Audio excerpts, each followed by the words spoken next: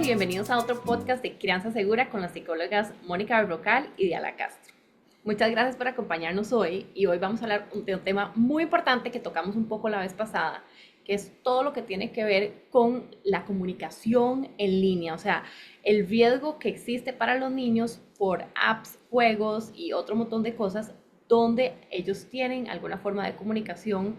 En teoría es con amigos, pero sabemos que muchas veces es con extraños, que se lleva a un montón de situaciones de abuso, de bullying, de grooming, de violencia. Entonces, hoy vamos a hablar de este tema porque una de las cosas que justo estábamos hablando nosotras antes de empezar el podcast es que todas estas personas que están abusando a niños en línea, y estamos hablando en línea, y podemos honestamente aplicar mucho de lo que estamos hablando en línea también, ¿verdad? A la vida real, digamos, afuera de las pantallas.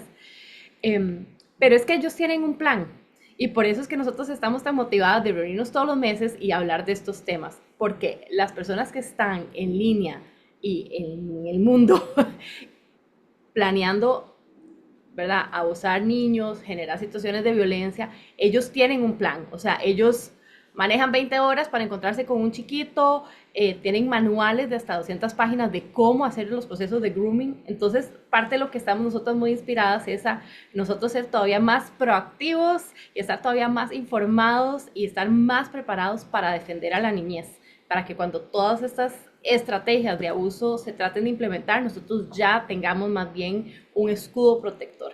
Entonces, quería nada más decir que por eso estamos tan apasionadas con este tema. Y es un tema muy importante porque, por ejemplo, 7 de cada 10 niños están expuestos a algún tipo de contenido inapropiado de violencia o contenido inapropiado sexual en línea. Hablando de esto, probablemente son más, pero esos son los que vemos en las estadísticas, ¿verdad? 1 de cada 7 es víctima de grooming y vamos a hablar un poquito ahora qué es el grooming. Entonces, ¿verdad? Y más con la inteligencia artificial, con todos los juegos, esto va a ser una realidad que tenemos que poner atención nosotros como adultos también. Entonces, quería primero preguntarles a Diala y a Mónica si nos pueden contar un poquito de la experiencia de ellas, por qué este tema es tan importante y por qué es importante prepararnos nosotros como adultos, y después vamos a pasar a hablar un poquito de qué es grooming y hablar de unos casos en específico también. Bueno, muchas gracias por tocar este tema tan relevante. Eh, Hemos visto a lo largo ya de las décadas en que hemos trabajado con niños, ¿verdad? El acceso cada vez más frecuente, cada vez más temprano a los dispositivos y al mundo, digamos, que hay detrás de estos dispositivos. Entonces, por ejemplo, escuchar nosotras, ¿verdad? A través de las historias de nuestros pacientes, nuestros consultantes, sus familias o incluso nuestros hijos, ¿verdad? Cómo están ya en plataformas de juegos, cómo hay diferentes tipos de chats, ¿verdad? Desde aquellos que son para más temprana, digamos como niñez, y otros que van, ¿verdad? Como ya para más el periodo adolescente o adulto. Entonces, como hemos visto este crecimiento, hemos visto también una cantidad de riesgos que han sido, ¿verdad? Que se han venido exponiendo y que nos han venido narrando los niños y las niñas. En muchas ocasiones somos las primeras en saberlo cuando los chicos, ¿verdad?, se sienten abrumados por alguna situación que han vivido en alguna de estas plataformas. Entonces, por lo menos en mi caso, es cada vez más frecuente que los chicos cuenten como adultos a través de plataformas de juegos o a través de redes sociales, ¿verdad? En las diferentes modalidades que hay, intentan contactarlos o ya los han contactado. Y esto es una experiencia que les da terror. Yo ni siquiera podría decir que les da miedo, les da terror. Situaciones que cuentan más temprano, situaciones que cuentan ya, digamos, cuando ha habido una evolución muy fuerte, digamos, de esta dinámica, o familias que vienen a solicitar ayuda porque sus hijos, a partir de contactos que tuvieron personas adultas con intereses o fines, ¿verdad? Pedirles diferentes imágenes sexuales, enviar diferente contenido a nivel sexual o incluso a nivel de violencia, han visto a sus hijos tremendamente afectados por esta situación y entonces ahora vienen para pedir apoyo o era para poder trabajar las consecuencias de esto que son muy severas. Entonces, creo que todo ese aumento, digamos, es lo que nos motiva muchísimo, ¿verdad?, a poder hablar sobre esto y además porque las estadísticas que presentas y las que podemos leer, que son reportes que se actualizan todos los días, son realmente súper alarmantes. Yo creo que es clave pensar en que tenemos que tener una actitud proactiva. Por eso es tan importante hablar de este tema, ¿verdad? Porque es un tema que está cambiando, como dijo Diana, constantemente, con estadísticas de terror, ¿verdad? Sobre lo que está pasando. Y además, es algo que, ¿verdad? Que pasa de manera muy organizada, ¿verdad? Las personas que están haciendo este tipo de daño en línea son personas que van tres pasos adelante. Entonces, si no hablamos de este tema y no trabajamos de manera preventiva y proactiva, es muy fácil que caigamos en la trampa, porque así como ellos se organizan, nosotros también nos tenemos que organizar en la parte preventiva. Y justamente una de las cosas que estábamos hablando antes era que tal vez vamos a hablar de un caso que estábamos hablando antes porque en base a ese caso creo que podemos hablar de nuestros conceptos como de grooming y de entender del peligro y porque muchas veces no es algo como que tan fácil de por qué el chiquito no dijo que no, ¿verdad? ¿Por qué no lo agarró antes? Y estamos hablando, hay un muchacho bueno, él va por el nombre de Schlepper, no es el nombre de él, pero digamos ese es el nombre que él usa en línea. Y él se ha dedicado, él tiene 22 años ahora, y él se ha dedicado, hablamos la vez pasada de Roblox, ¿verdad? Pero entonces él se dedicó por varios tiempo en trabajar con la policía, por ejemplo, para agarrar a predadores en Roblox. Parte de lo que pasa en Roblox, que estamos hablando un poquito aquí, es Roblox es un juego, tiene un montón de desarrolladores donde desarrollan diferentes juegos dentro de Roblox, ¿verdad? Y parte de esto es informarnos todos un poco cómo funciona. Y dentro de eso hay chat también, ¿verdad? Que es uno de los peligros más grandes. Entonces, este muchacho, cuando él tenía 12 años, empezó a jugar Roblox. Obviamente es una persona que le encantaba jugar. Creo que tuvo una herida o algo así, entonces se tuvo que quedar más en la casa, estaba más en línea porque era como su forma de tener comunidad en ese momento. Y a los, creo que 14 años fue cuando uno de los desarrolladores de su juego favorito lo empezó a él a groom, y ya les voy a pedir a Diana y a Mónica que nos explique un poquito qué es eso, pero empezó como poco a poco, digamos, primero a darle una posición de poder, decirle que fuera un moderador de la plataforma, y poco a poco empezó también a sacarle información personal, información privada, hablarle de temas inapropiados, obligarlo después a ver videos, por ejemplo, muy violentos, pero lo obligaba a él grabarse mientras los veía, hasta el momento donde este muchacho trató de suicidarse a los 15 años. Y hasta en este momento es donde los papás se dieron cuenta que algo estaba pasando, ¿verdad? Y después pasaron muchas cosas hasta que él se ha dedicado a hacer esto. Roblox lo prohibió en la plataforma, ¿verdad? Entonces parte de estos temas que tenemos que entender que somos los adultos que tenemos que ser proactivos en protegerlos. Pero cuando él cuenta de esto, aunque ahora es un adulto de 22 años, muy valiente, ¿verdad? Él tiene una entrevista con Sean Ryan, que la pueden buscar en línea. Es interesante ver cómo qué tan difícil es para él hablar del tema también, ¿verdad? Entonces ya él tiene 22, esto pasó cuando tenía 15, él se ha dedicado justo a proteger a otros niños, y igual es muy difícil hablar del tema. Entonces, no sé si Diana y Mónica nos pueden explicar un poquito, porque muchas veces pero ¿por qué dijo que sí era el video violento, verdad? ¿Por qué cuando le empezó a hablar de contenido sexual inapropiado no dijo que no? Entonces no sé si nos pueden explicar un poquito qué es grooming y por qué es tan difícil a veces para los niños y los jóvenes decir que no, como uno quisiera. El grooming, en primer lugar, es un tipo de abuso, es un tipo de abuso sexual y es una violencia interpersonal. Es de una persona, ¿verdad?, que tiene mayor conocimiento, mayor edad, mayor experiencia hacia otra persona en una condición de menor poder o desventaja.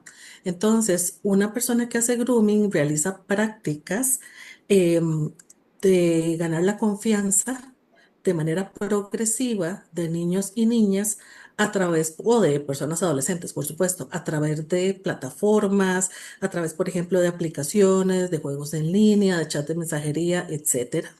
Y lo hace con una dinámica que se llama una dinámica de atrapamiento.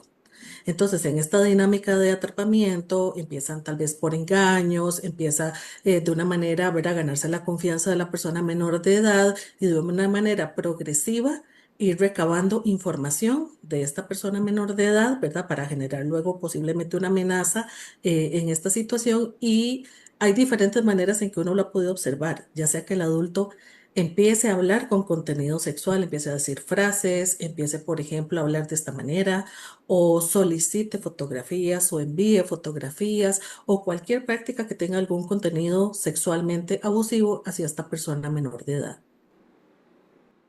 Creo que es muy importante rescatar que es un proceso que se da de manera muy gradual, ¿verdad? Precisamente porque se invierte mucha energía y mucho tiempo en crear esa sensación de conexión emocional con la víctima, precisamente para que esta persona baje sus inhibiciones y quede el camino abierto para poder ya entrar que vea este video, que manden esta foto, den esta información. Entonces, es un proceso lento, es un proceso, ¿verdad? Cuentagotas, que va generando esa sensación de conexión emocional hasta que la persona efectivamente lo que hace es que empieza a bajar sus inhibiciones y termina abriendo las puertas. Hay condiciones también que generan estas plataformas. Los seres humanos necesitamos sentirnos en comunidad. Y yo creo que una de las cosas que venden estas plataformas, ¿verdad? Es que somos una comunidad. Y a través de esta comunidad no tenemos a veces las mismas afinidades, los mismos gustos. Hay comunidades que son de millones de personas, ¿verdad? Entonces todo esto genera un sentido de pertenencia que es aprovechado de una manera realmente muy inteligente por las personas que realizan este tipo de acciones. Entonces sí necesitamos entender que ya hay condiciones de las plataformas que lo podrían permitir. Al haber una posibilidad de tener chats y comunicación entre una persona y otra sin saber quién es la otra persona, eso es un medio, pero facilísimo para una persona que tiene estas intenciones, ¿verdad? De poder acercarse. Y ese acercamiento nunca es violento, es un acercamiento encantador. Y es un acercamiento que cualquier persona, ¿verdad? Podría sentirse comprendida, mirada, vista, ¿verdad? Que es precisamente lo que sienten los niños. Y a través de cosas como la huella digital, que es como la información que nosotros vamos dejando, ¿verdad? Ya sea en una plataforma, en una red, ellos empiezan a usar todo ese tipo de información precisamente para atrapar.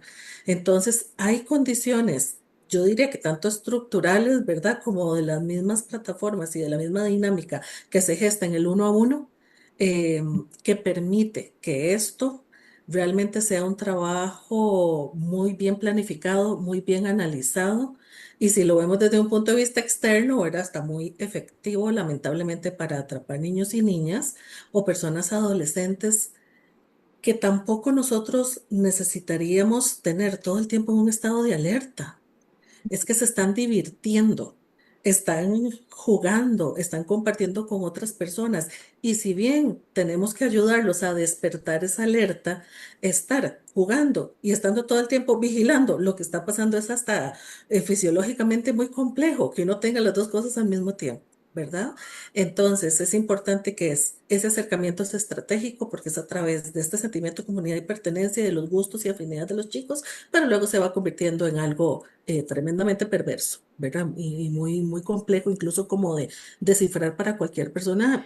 Sí, uno de los temas que digamos que él mencionaba es, porque justo a mí lo que me pareció interesante en base a lo que está diciendo Diana es que empieza de una forma muy amigable, digamos. Entonces, lo primero es que obviamente era una comunidad que para él era muy importante, un juego que le encantaba, una persona que admiraba porque era el desarrollador de su juego favorito, de pronto lo puso en una, ¿verdad?, posición a él que parecía que era una posición de poder.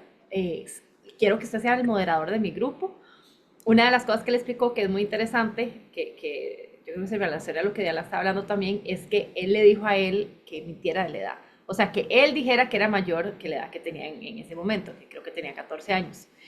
Y después se dio cuenta este muchacho que él hizo lo mismo con todos los otros. Entonces, él creía que él era el único niño hablando con un montón de adultos, pero en realidad eran un montón de chiquitos, todos pretendiendo ser adultos, porque este desarrollador les había hecho lo mismo a todos.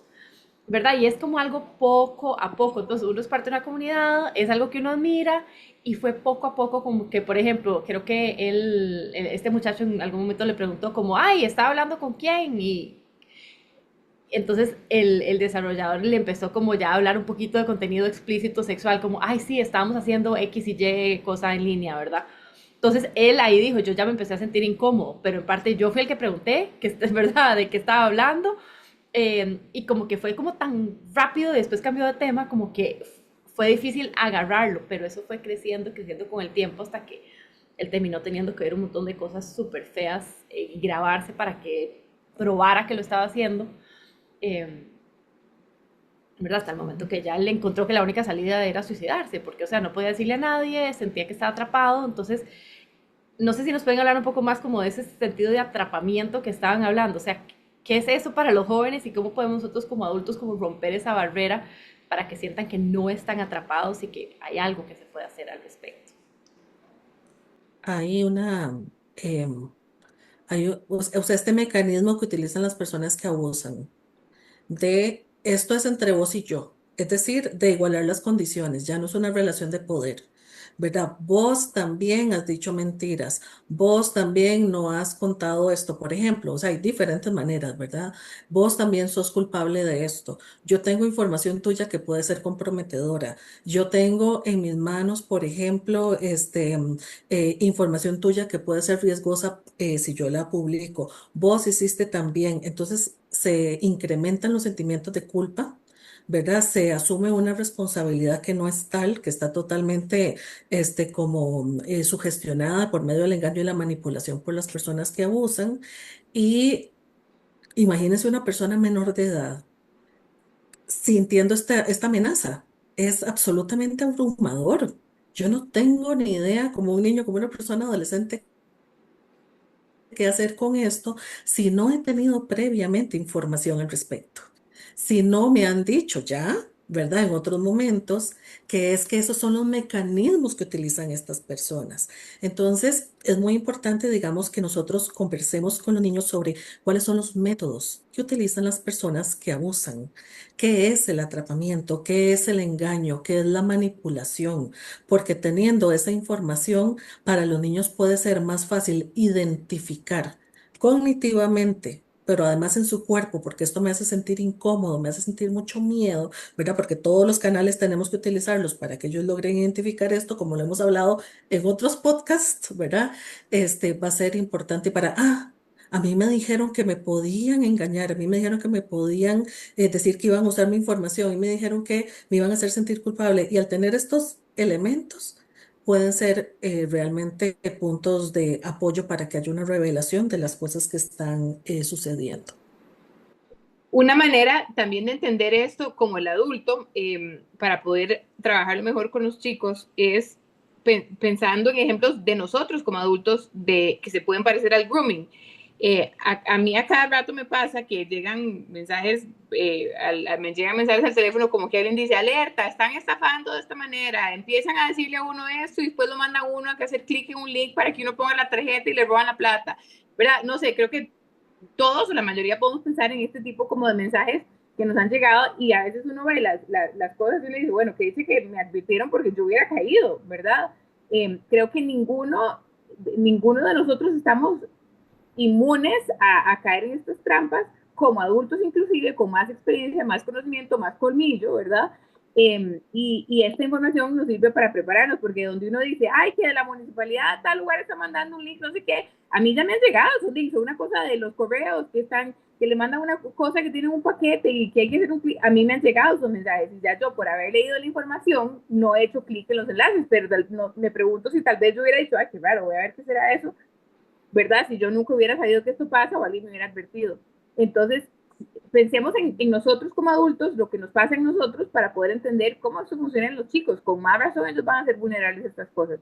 Y si nosotros les advertimos de los mecanismos, así como a mí me llegan estos WhatsApp advirtiéndome de los mecanismos, digamos, va a ser mucho más fácil que ellos detecten, como dijo Diala, no solo a nivel cognitivo, sino a nivel emocional, cuando hay algo que no me suena bien. Así como yo digo, esto suena medio sospechoso, ¿verdad? Esto me siento como incómoda con ese mensaje, entonces mejor lo voy a ignorar o voy a bloquear a esa persona.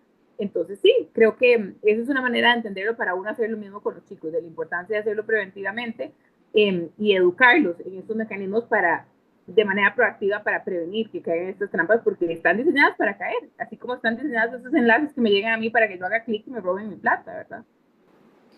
Por lo tanto, yo pienso, digamos, que a nivel de prevención, cuando nosotros decimos, no tenga miedo, cuénteme, eso generalmente no se dice o no se dice de esa manera, porque es que sí se tiene miedo.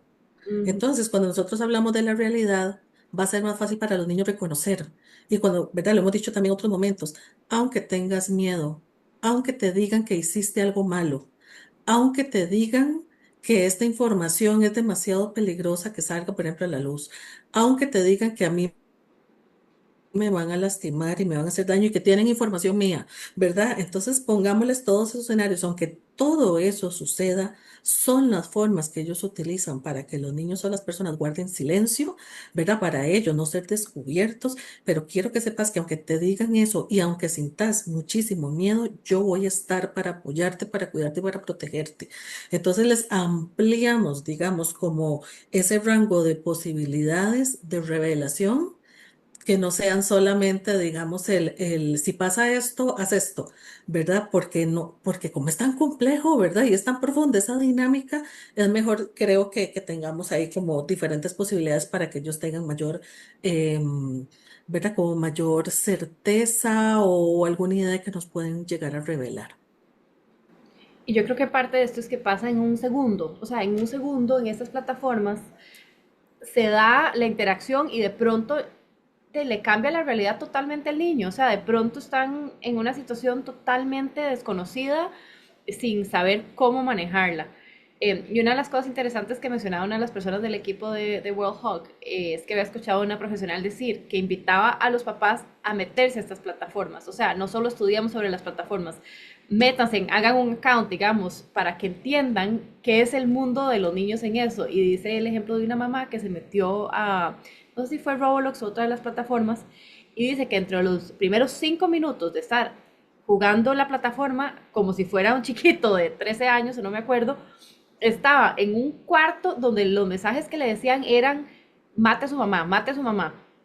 Después otro adulto estaba hablando lo mismo, otro papá, donde se metió y lo que le decían era un juego de lastimar animalitos, ¿verdad? Y parte, o sea, parte de lo que nosotros estamos tratando es de sensibilizar. Y parte de lo que todo esto hace es tratar de desensibilizar, ¿verdad? O sea, como que poquito a poco los chicos entren en un mundo que no saben cómo salirse y parte de lo que nosotros ocupamos es como ese puente que rompe esa burbuja y ese espacio de sentirse totalmente aislados. Entonces, yo no sé ustedes qué piensan también, a veces yo lo pienso tal vez también un poco de, más estratégico, como a veces estamos tan ocupados en el día a día, pero cómo hacer para tener, no sé, una reunión familiar al mes, que es la reunión de seguridad, donde hablamos de estos temas, compartimos, preguntamos, ¿verdad? Habían hablado antes de Alba y Mónica también lo de tener una palabra segura. A veces uno no puede contar todo, pero tal vez uno puede llegar, mami, manzana, y uno sabe, ok, hay que hablar de algún tema. Entonces, no sé qué piensan ustedes como de esa parte en el día a día que es tan caótico. Ya sabemos que los papás y mamás hacen un trabajo maravilloso, ¿verdad? ¿Cómo incorporamos este tema de seguridad como una prioridad también?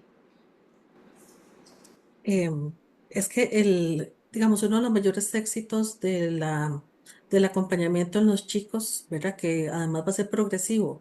La introducción de los chicos al mundo digital, ¿verdad? Tiene que ser progresivo. Tiene que ser de acuerdo con su desarrollo. Que ser de acuerdo con, digamos, las competencias que vayan desarrollando. No es lo mismo a los 5 que a los 10 que a los 15, ¿verdad? Incluso estamos hablando en todo eso, desde mi punto de vista, un periodo demasiado sensible. ¿Verdad?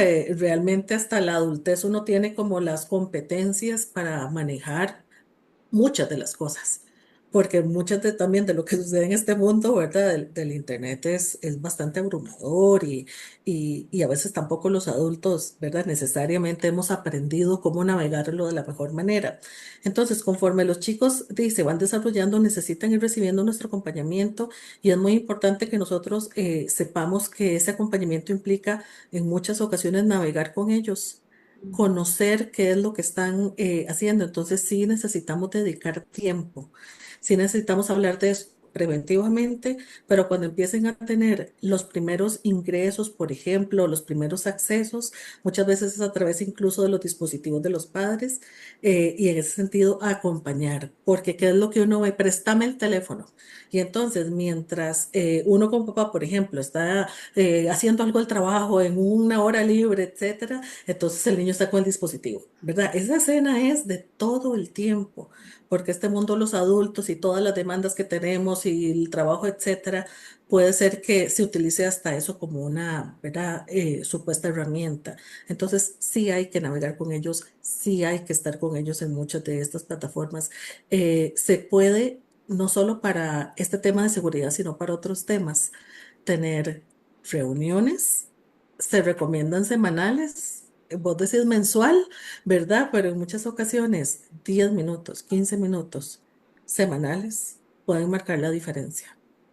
Eh, y nosotros intencionadamente creo que podemos sacar 10 o 15 minutos para hacer eso. Si fuese media hora, estamos pidiendo un lujazo, ¿verdad? Pero realmente en diferentes estrategias de prevención de muchos temas, la comunicación, una comunicación proactiva y una comunicación donde se sienta que este es un tema importante para todos como familia, como comunidad también, es una de las estrategias más importantes. O momentos donde estamos con ellos cotidianamente y podemos tocar también estos temas, va a resultar relevante y cuando se presten o se presenten situaciones que podemos ver a utilizar como una manera de enseñarles herramientas.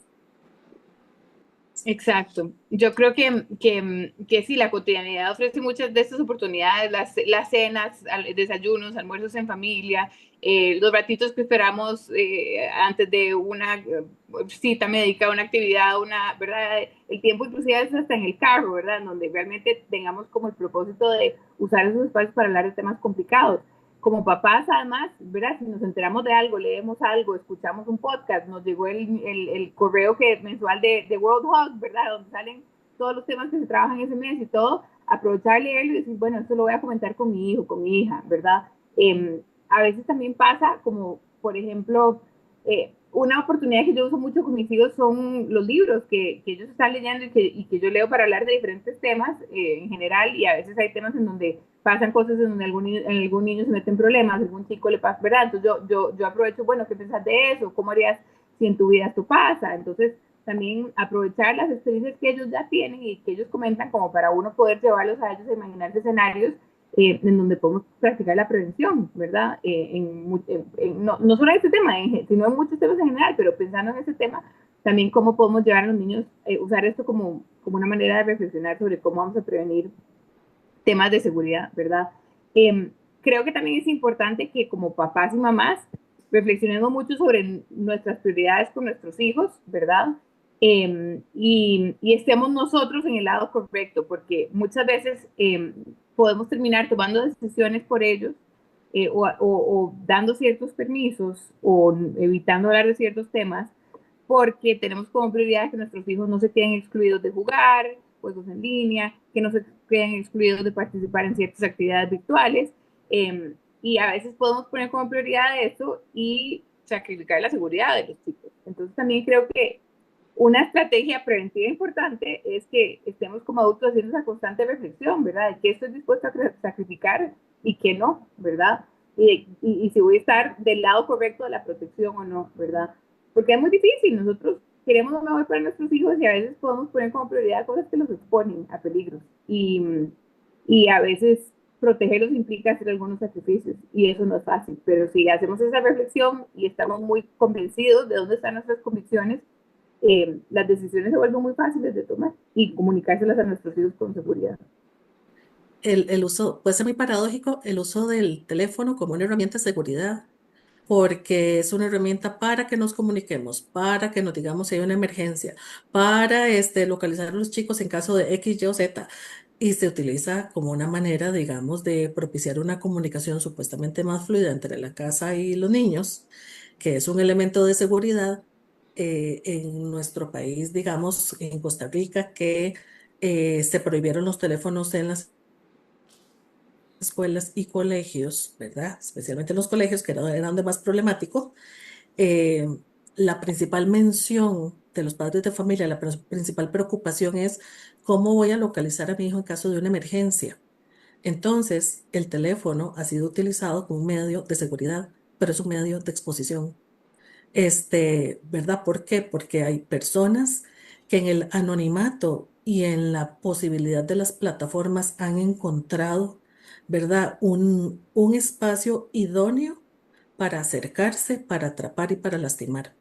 Entonces, qué importante que esto sea un tema que se hable entre padres, que se hable en la comunidad educativa. Esto no puede ser un tema, ya es un tema y es un tema demasiado relevante.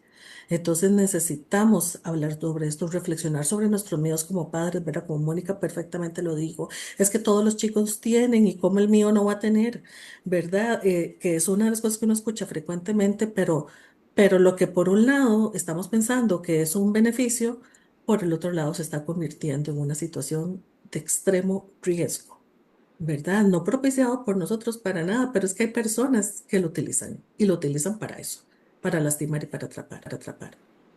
Y yo creo que es algo importante de eso es que el adulto que quiere abusar al niño va a donde están los niños, ¿verdad? A veces uno cree que el lugar de niños es seguro, que estos juegos que están mercadeados para los niños y los mercadean como seguros, son seguros, pero si un adulto lo que quiere es, ¿verdad? Abusar a un niño o cualquiera de estos planes que hacen, no van a ir a un bar lleno de adultos. O sea, van a ir a donde están los chiquitos, o al playground donde están los chiquitos, o al juego donde juegan los chiquitos, o a la escuela. Entonces, yo creo que esa parte es importante para uno también estar alerta. Obviamente que van a ir a buscar a los lugares donde los niños están más vulnerables y donde están los niños. Entonces, esos son los lugares y esos son los espacios que más seguros tenemos que hacer, que más alertas tenemos que estar. Y también priorizar algo que me gustó mucho que hablaron de Ala y Mónica, es obviamente la niñez. Obviamente queremos que los niños disfruten, exploren, hagan errores, ¿verdad? Obviamente esto es para que justamente puedan tener ese tipo de infancia, una infancia donde también se trata de aprender y crecer y no todo va a salir perfecto, pero por lo menos sentir que hay una red de apoyo importante que si algo pasa, ahí están. Si algo pasa, pueden contar. Entonces, eso es un poco por lo que queríamos hablar, ¿verdad?, de este tema hoy. Muchas gracias, de Alay, Mónica, y muchas gracias a todos porque sabemos que se toma tiempo, ¿verdad? La vida, cada minuto del día es una decisión que queremos hacer con él y el tiempo que pues Diala y Mónica le dedican a esto en el podcast y honestamente su trabajo día a día con la niñez es tan valioso y también el tiempo que sacan ustedes de su día para escucharnos, para hacer preguntas, para mandarnos comentarios, para compartir información con otras personas. Todas estas cositas parece que no, pero realmente hacen una gran diferencia y es muy lindo cuando también oímos todas las historias positivas de cómo, ¿verdad? Un papá pudo tomar una decisión diferente, un niño pudo hablar que antes no podía, entonces realmente a veces uno cree que como que estas conversaciones aquí entre nosotros con los niños, como que será que tienen impacto, pero después de hacer esto algunos años yo diría que sí, realmente sí tienen un gran impacto, entonces gracias porque es pues gracias a todos ustedes y a las dos maravillosas expertas que tenemos aquí que podemos seguir compartiendo esta información. Así que bueno, los invitamos a oír nuestros otros podcasts, a mantenerse informados, a escribirnos si tienen preguntas y nos vemos el próximo mes. Muchas gracias. Gracias. Gracias, chao.